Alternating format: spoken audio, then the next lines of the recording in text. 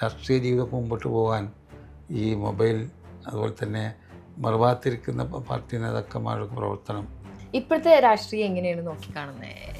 ഭയങ്കര മാറ്റങ്ങളുണ്ട്, social media influence ഉണ്ട്, എങ്ങനെയാണ് അതിനെ നോക്കിക്കാണുന്നത്? അതായത് എന്ന് വെച്ചാൽ ഇവിടുന്ന് അങ്ങോട്ട് അധികം ഇപ്പോൾ പ്രചരണമൊക്കെ എല്ലാം നടക്കുന്നത് സോഷ്യൽ മീഡിയയിലാണ്. നല്ലതുകൊണ്ട് ചീത്തയുണ്ട്, അങ്ങനെയല്ലേ? അതെ. ആളുകൾക്ക് എന്തും പറയാനായി. ഇപ്പോൾ കോടതി എന്തെങ്കിലും വിധി പറഞ്ഞാൽ സാധാരണക്കാർ അതിനെ ലക്കും ലഗാനില്ലാതെ വിമർശിക്കലും അല്ലേ, അങ്ങനെയൊക്കെ ആയിപ്പോയി. അതുകൊണ്ട് ഒന്ന് എന്താ വെച്ചാൽ എല്ലാവരും ശ്രദ്ധിക്കും.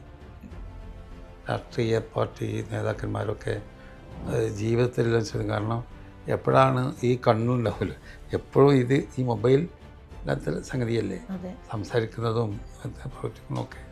അപ്പോൾ അവർ അധികമൊന്നും നല്ല നിലക്ക്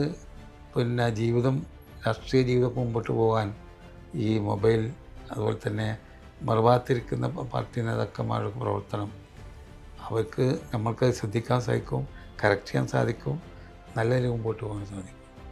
അതല്ലാതെ അവരെ ആക്ഷേപിക്കലല്ല.